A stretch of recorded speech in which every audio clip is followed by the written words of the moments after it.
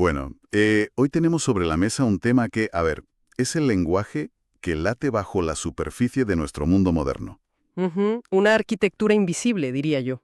Exacto. Una arquitectura que, sin hacer apenas ruido, sostiene casi todo lo que consideramos racional. La misión de este análisis a fondo de hoy es, pues, emprender un viaje panorámico por la lógica de primer orden. Desde los cimientos, claro. Eso es. Desde los cimientos más profundos de sus axiomas hasta llegar a la intrincada red de lo que llamamos fórmulas bien formadas. Y bueno, para lograr armar este rompecabezas, hemos reunido una pila de materiales realmente fascinante. Sí, la verdad es que la selección tiene tela. Ya te digo, contamos con transcripciones de canales de divulgación matemática muy buenos, como Caos Matemático, también tratados filosóficos imprescindibles sobre la investigación científica de Karl Popper, y una selección de textos académicos bastante densos sobre teoría de conjuntos y lógica formal. Autores como Iborra, Cegarra y Peña, si no me equivoco. Esos mismos.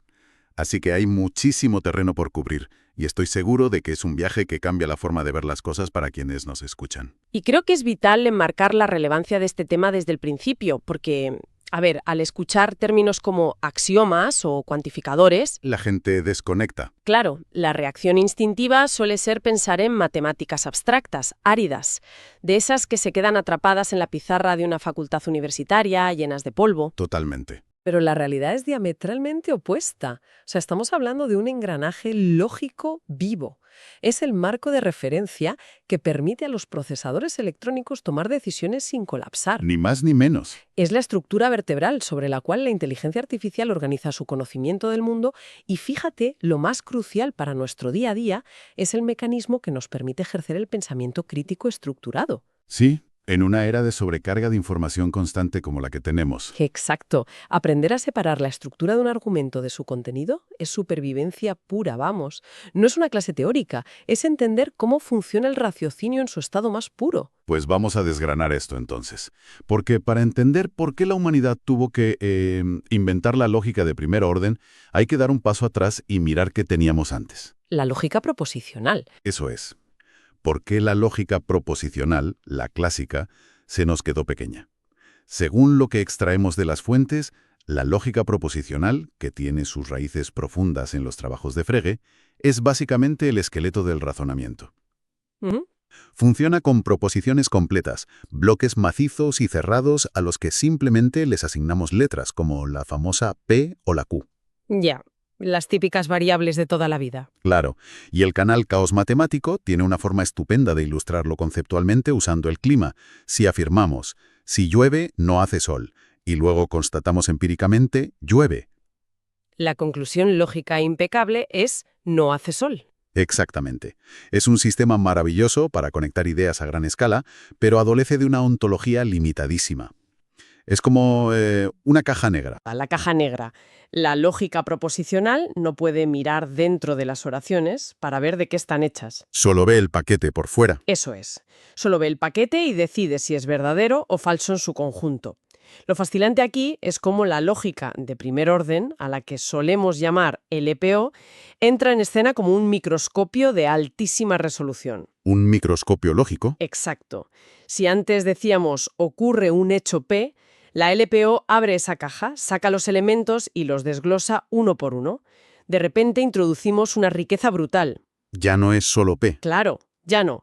Introducimos objetos concretos. Introducimos variables como X o Y para representar incógnitas e introducimos propiedades y relaciones específicas entre esos objetos. El salto expresivo es monumental, la verdad. Es que ya no decimos que algo pasa sin más. Decimos que un objeto determinado tiene una propiedad específica y se relaciona de una manera exacta con otro objeto. Y el motor que hace que este microscopio tenga esa potencia de la que hablas, o sea, la gran aportación revolucionaria de la LPO, son los cuantificadores. Los famosos cuantificadores, sí. Es lo que nos permite dejar de hablar de sucesos aislados para empezar a hablar de la totalidad de un universo o de una existencia muy puntual. Hablamos del cuantificador universal y el existencial. Eso es, el famoso para todo, que se representa con esa A mayúscula invertida, y el existe al menos un, con la E al revés. En los textos académicos revisados se observa cómo esto cambia por completo las reglas del juego. Totalmente. Y hay un ejemplo conceptual en las fuentes que lo deja clarísimo. Pensemos en la diferencia entre afirmar todas las personas aman a alguien y afirmar siempre hay alguien a quien todos aman. Es un ejemplo brillante. ¿Verdad que sí? En la lógica proposicional antigua esto sería un lío tremendo de expresar, pero con la LPO es pura precisión geométrica. Es brillante porque demuestra cómo el simple orden de esos cuantificadores altera la realidad del universo que estamos describiendo. A ver, explícanos eso un poco más en detalle. Pues en el primer caso, todas las personas aman a alguien, la afirmación permite que cada individuo ame a una persona distinta. ¿Vale? Yo amo a mi madre, tú amas a tu hermano. Exacto. El universo de esa frase es múltiple y variado. Pero al invertir el orden en siempre hay alguien a quien todos aman, la exigencia recae sobre un único individuo. ¿Un líder carismático, por ejemplo? Una deidad. Ese individuo es el receptor del amor de la humanidad entera. Es una estructura completamente centralizada. Esa sutileza, esa capacidad de distinguir con bisturí conceptual ambos escenarios, es algo que la humanidad no podía formalizar matemáticamente antes de la llegada de este lenguaje. A ver, pero para que este nivel de detalle no se convierta en un caos inmanejable, hace falta una rigidez gramatical absoluta. O sea, el microscopio necesita estar calibrado al milímetro. Al nanómetro, diría yo. Sí, y eso nos adentra en la arquitectura pura del lenguaje formal. Porque la sintaxis de la que hablan nuestras fuentes es implacable. Y hay un detalle que me parece, la verdad, alucinante. A la sintaxis no le importa en absoluto el significado. Nada de nada. Es completamente ciega a la realidad física o a la verdad. Solo le importa cómo encajan las piezas, como si fuera un mecanismo de relojería suizo. Exactamente. La sintaxis es un juego de manipulación de símbolos puros. Para construir esa estructura, las fuentes detallan un alfabeto formal infinito. Un alfabeto infinito, que se dice pronto. Sí, y clasifica las piezas de este mecanismo de forma tajante. Tenemos constantes lógicas, tenemos variables proposicionales. Funciones matemáticas también, ¿no? Sí, funciones, símbolos de relación que dictan cómo interactúan las cosas, y los conectivos lógicos esenciales, la negación, la disyunción, la conjunción y las implicaciones. Todo esto conforma un gigantesco Lego conceptual. Me gusta esa analogía del Lego. Pero como señala el autor Iborra en sus textos, tener las piezas no significa saber construir el edificio. Claro, no puedes apilarlas de cualquier manera. Eso es, y él establece una distinción que es la piedra angular de todo este sistema. Es la diferencia entre términos y fórmulas. Sí, y me parece una separación muy intuitiva cuando se baja a tierra. O sea, un término funciona simplemente como una etiqueta. Sirve exclusivamente para nombrar objetos. Nombrar, no afirmar. Exacto. Puede ser una variable aislada, como una x, una constante, como un 2, o el resultado de una función matemática. La clave es que un término no asevera nada. No se la juega, digamos. Solo señala con el dedo. Como decir, el coche rojo. Eso es. En cambio, una fórmula es cuando tomas esos términos y afirmas algo categórico sobre ellos. Decir que un término es igual a otro, eso ya es una fórmula. Ya hay una afirmación que se sostiene por sí sola. Lo que nos lleva irremediablemente al concepto cumbre de esta estructura formal, las fórmulas bien formadas, que habitualmente vemos abreviadas como FBF. Las famosas FBF. Sí. Si los términos y las fórmulas básicas son los ladrillos individuales, las fórmulas bien formadas son el edificio terminado, construido siguiendo los planos arquitectónicos con un rigor casi enfermizo. Se construyen paso a paso, ¿verdad? Se trata de secuencias de símbolos ensambladas mediante reglas puramente estructurales, de forma recursiva. Si tomas dos fórmulas independientes que ya están bien construidas por separado Vale. y las unes con un conectivo lógico de conjunción, el resultado es, matemáticamente y por definición, otra fórmula bien formada, de mayor complejidad. Es una expansión infinita, pero perfectamente ordenada. Claro. El contraste lo encontramos en las cadenas inválidas, que, volviendo a tu analogía, son como intentar encajar dos piezas de Lego por el lado liso. Imposible, se caen solas. Escribir dos conectivos seguidos sin variables en medio, o dejar un paréntesis flotando sin cerrar. Ese tipo de ruido sintáctico, el sistema lo escupe inmediatamente. Ni siquiera llega a procesarlo. Es un error de sintaxis, en programación, básicamente. Tal cual. Pero aquí hay una trampa mental en la que es muy fácil caer, y que los textos remarcan mucho. El adjetivo bien formada no es ni de broma un sinónimo de verdadera. Uf, ese es el punto clave. Una fórmula bien formada puede afirmar sin despeinarse que 2 más 2 es igual a 5, o que todos los pájaros son de cristal. Y seguiría siendo una FBF. Exacto.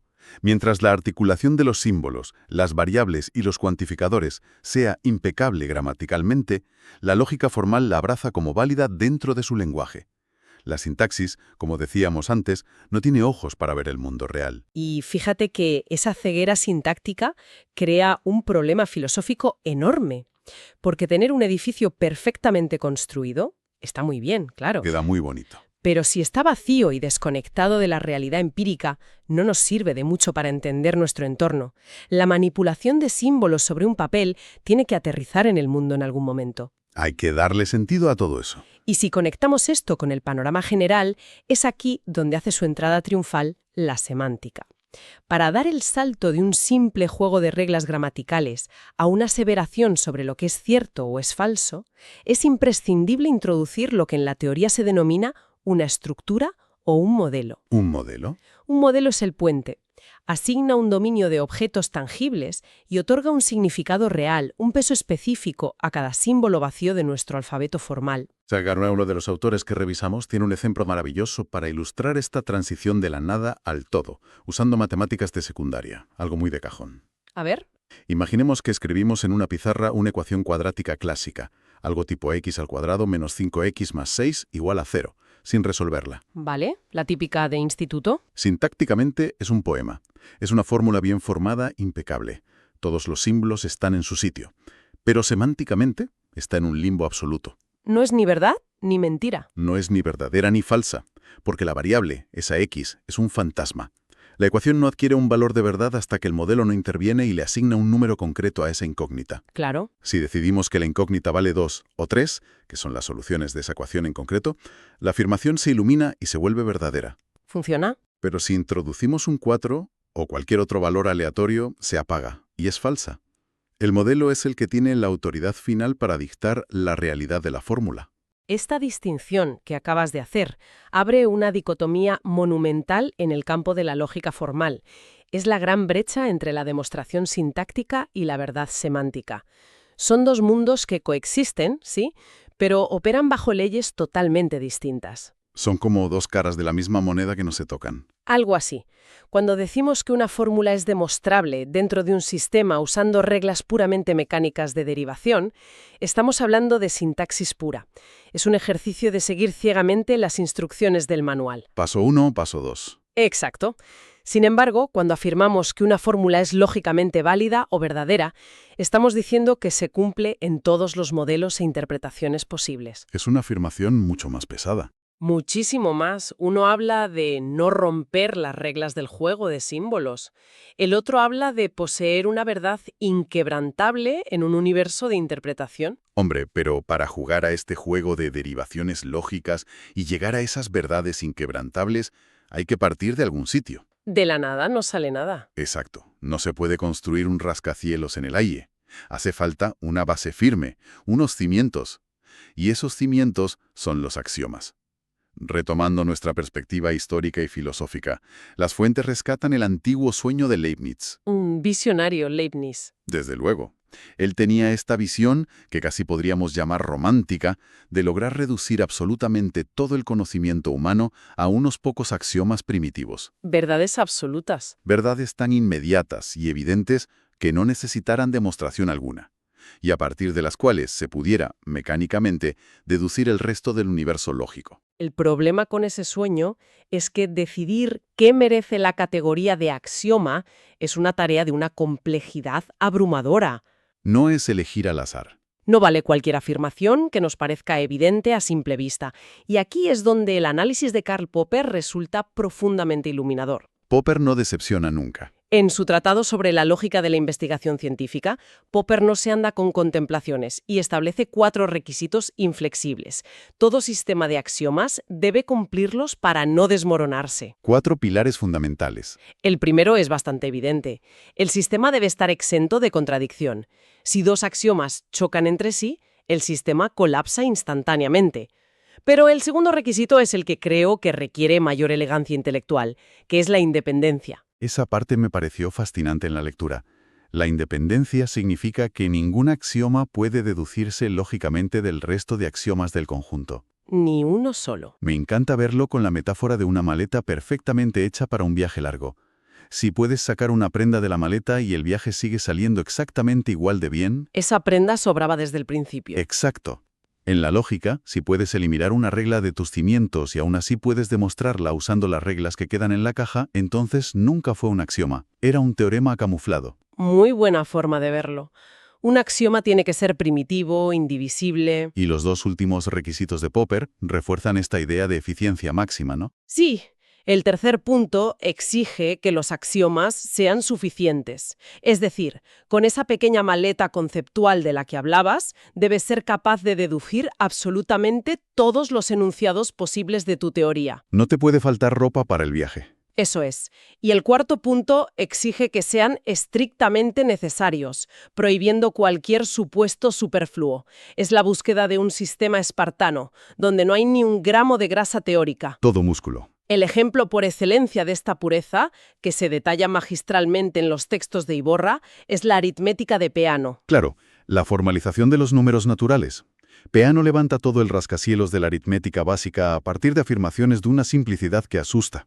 Son tremendamente básicas. Una de sus axiomas establece, si lo traducimos al lenguaje natural, que el cero no es el sucesor de ningún número natural. Parece una pelogrullada.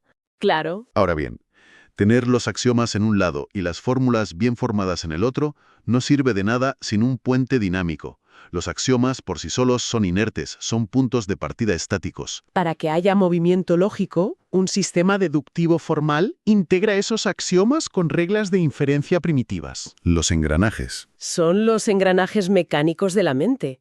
Y la regla reina indiscutible aquí es el modus ponens. Es una regla de una lógica tan aplastante que el cerebro humano la ejecuta en segundo plano constantemente sin darnos cuenta. ¿Cómo funciona exactamente para quien no esté familiarizado? Dicta que, si tienes una premisa inicial aceptada como verdadera y luego una segunda premisa que establece que la primera implica forzosamente una consecuencia, Mecánicamente tienes el derecho de afirmar esa consecuencia como una nueva verdad. exactamente. Con los axiomas como punto de apoyo y el modus ponens como palanca, la lógica de primer orden mueve montañas conceptuales enteras. Viéndolo así, como una maquinaria perfecta de axiomas inquebrantables, reglas mecánicas y sintaxis impecable, da la sensación de que es un sistema invencible. Parece el triunfo definitivo del pensamiento racional humano. Parece sí. Pero al profundizar en las fuentes, nos damos de bruces con la realidad. Hasta la LPO tiene sus muros. Choca contra fronteras muy concretas que limitan su inmenso poder. Así es. Y el primer muro es una cuestión de alcance puramente estructural. La lógica de primer orden te permite usar el cuantificador universal para englobar objetos como vivos. Puedes afirmar algo sobre todos los elementos de un dominio. Sí, pero tiene estrictamente prohibido cuantificar sobre las propiedades o las relaciones en sí mismas. No es posible crear una fórmula de primer orden que hable sobre, digamos, todas las propiedades posibles de algo.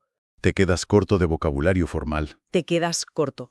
Para dar ese salto cualitativo hacia una abstracción mayor, la comunidad matemática tuvo que desarrollar herramientas más pesadas, entrando en el terreno de la lógica de segundo orden y lógicas de orden superior. Pero hay un límite mucho más profundo y, yo diría, perturbador, que acecha en los márgenes de la lógica clásica. El abismo de la incompletitud.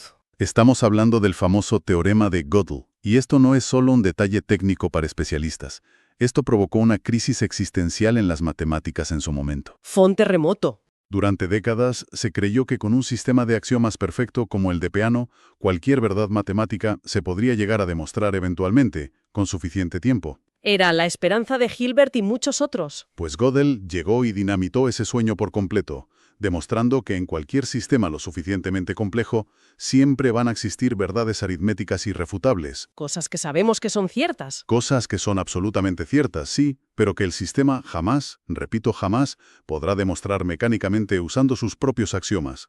Es asumir que el conocimiento formal, por diseño matemático, siempre tendrá puntos ciegos. Y es precisamente en esas grietas de la incompletitud, en esa incomodidad filosófica profunda con las reglas tradicionales, donde las fuentes nos revelan uno de los giros más disruptivos de nuestro análisis de hoy. Aquí la cosa se pone tensa. Nace el intuicionismo matemático, un movimiento profundamente arraigado en la interpretación conocida como BHK. Hay que entender que la lógica clásica vive muy cómoda en lo que llamamos el principio de bivalencia. El mundo en blanco y negro absoluto. Totalmente. Cualquier proposición concebible en el universo clásico es o bien estrictamente verdadera o bien estrictamente falsa.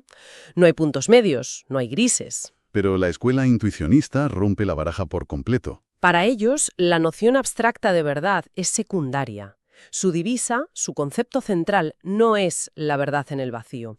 Es la demostración como un acto constructivo. A ver, esto requiere detenerse un momento porque el cambio de paradigma tiene tela. Es un giro epistémico radical. Lo es. Para la lógica clásica, si planteas que hay una moneda dentro de una caja cerrada, la afirmación «hay una moneda» o «no la hay» es verdadera por definición, independientemente de si miramos dentro o no. Es una tautología clásica. Pero el matemático intuicionista se niega en rotundo a aceptar esa premisa lógica hasta que no abras la caja, levantes la moneda y le enseñes físicamente el cobre. Rechazan de plano leyes universales que nosotros usamos por puro instinto en el día a día, empezando por el sagrado principio del tercero excluido. Que es el famoso P o no P. Ese rechazo es el corazón del intuicionismo. El principio del tercero excluido dicta que la estructura P o no P tiene que ser forzosamente cierta siempre. O llueve o no llueve. Exacto, pero el intuicionismo argumenta que no tienes derecho lógico a afirmar que algo es o verdadero o falso, a menos que poseas un método efectivo y demostrable para probar la primera opción o refutarla. Tienes que mojarte, vaya. Tienes que construir la prueba. La verdad no es algo que flota en el universo platónico esperando ser descubierto. La verdad es un artefacto que se construye mediante la evidencia, paso a paso. Y esto les lleva a rechazar también otra herramienta clásica fundamental, que es la ley de la doble negación. Otra baja del intuicionismo. Es la demostración por reducción al absurdo, el truco más viejo del libro de matemáticas. En la lógica clásica, si logras demostrar que es completamente imposible que algo sea falso, levantas las manos y dices, «Ajá, por tanto, tiene que ser verdadero». Pero para un intuicionista eso es poco menos que hacer trampa intelectual. Claro, demostrar que la ausencia de algo genera una contradicción no te entrega el objeto en sí. No basta con acorralar la falsedad en una esquina. Hay que arremangarse. Hay que coger papel y lápiz y construir la demostración positiva que avale la existencia real de la verdad. Exigen la evidencia tangible, no malabares sintácticos con las negaciones. Es una postura de una exigencia brutal, casi estoica, te diría. Te obliga a responsabilizarte de cada eslabón del razonamiento. Sin atajos lógicos. Ninguno. Y creo que si hacemos un balance vertiginoso de este recorrido que hemos hecho, pasando por las cajas negras de Frege, los axiomas destilados por Popper, hasta llegar a estas rebeliones existenciales del intuicionismo, emerge una conclusión clarísima. ¿Cuál sería el gran resumen? Que la lógica de primer orden está a años luz de ser un simple ejercicio caligráfico para académicos en tratados antiguos. Es, de manera literal y tangible, el andamiaje silencioso sobre el cual se erige nuestra realidad digital. Totalmente de acuerdo. Los procesadores de los dispositivos desde los que probablemente nos están escuchando ahora mismo operan gracias a que estas leyes de inferencia funcionan sin fisuras a nivel eléctrico. Es el escudo que la ciencia ha forjado para blindar el razonamiento humano. Frente a las trampas retóricas. Frente a las ambigüedades del lenguaje natural y nuestros propios sesgos cognitivos. Y creo que el impacto de interiorizar esto trasciende por completo el ámbito de las ciencias de la computación. Comprender estos modelos lógicos dota a la mente de unas herramientas analíticas invaluables para desenvolverse en la vida diaria. Te cambia la forma de procesar la información. Exacto. Entrena el cerebro para aplicar el bisturí. Te enseña a aislar la estructura válida de un argumento persuasivo, es decir, su sintaxis, su esqueleto mecánico. Y por otro lado, a evaluar por separado la veracidad real de sus premisas iniciales, que sería su semántica. Es el antídoto más potente que existe contra la manipulación argumentativa y las falacias disfrazadas de verdades irrefutables. Totalmente de acuerdo. La capacidad de separar la forma del fondo es, hoy en día, el núcleo del pensamiento independiente. No podría estar más de acuerdo. Y precisamente hablando de esa relación entre la forma y el fondo, Hay un concepto que se asoma tangencialmente en los textos y que plantea una última reflexión, de esas que dejan un eco largo en la mente. Uy, a ver, dispara. Se trata del concepto de isomorfismo. En matemáticas avanzadas ocurre a menudo que dos sistemas que a simple vista pertenecen a mundos completamente inconexos y manejan objetos distintos se revelan como esencialmente idénticos. ¿Idénticos en qué sentido? En que comparten la misma arquitectura subyacente de fórmulas bien formadas. Si su esqueleto lógico y sus reglas de inferencia encajan perfectamente el uno sobre el otro, decimos que son sistemas isomórficos. Vale, entiendo. Su forma formal es idéntica, aunque su contenido, sus objetos, parezcan diferir enormemente. A ver, antes de cerrar, hay que desempacar esto, porque las implicaciones me parecen inmensas. Lo son. Si dos cosas que parecen distintas son en realidad la misma estructura matemática vistiendo ropas diferentes, y si entendemos que toda nuestra tecnología y nuestros modelos matemáticos más puros no son más que un gigantesco esqueleto sintáctico matemático, Una red infinita de símbolos. una red infinita esperando fieramente a que un modelo les asigne un significado, eso nos deja asomados a un precipicio filosófico monumental. Fíjate. Es una extrapolación lógica vertiginosa. Nos obliga a formularnos una pregunta sobre la naturaleza misma de la realidad. Adelante con la pregunta. ¿Es verdaderamente el universo material, físico y tangible que experimentamos a diario la única interpretación, el único modelo válido de este andamiaje lógico perfecto? Madre mía. ¿O cabe la posibilidad de que sea la humanidad, a través del mero acto de la consciencia y la observación, quien está actuando como el modelo semántico que inyecta significado, color y textura a un universo subyacente que de otro modo no sería más que un tejido mudo y puramente sintáctico? ¡Wow! Es decir, si lo pensamos bien, ¿construye la lógica el universo o le damos nosotros universo a la lógica? Ahí queda eso. Menudo impacto final. Sin duda una semilla de pensamiento provocativa para llevarnos a casa y darle unas cuantas vueltas. Con este vértigo conceptual y habiendo explorado las vigas maestras del razonamiento formal, damos por finalizado nuestro recorrido panorámico de hoy a través de los cimientos lógicos del mundo. Nos encontramos en el próximo análisis.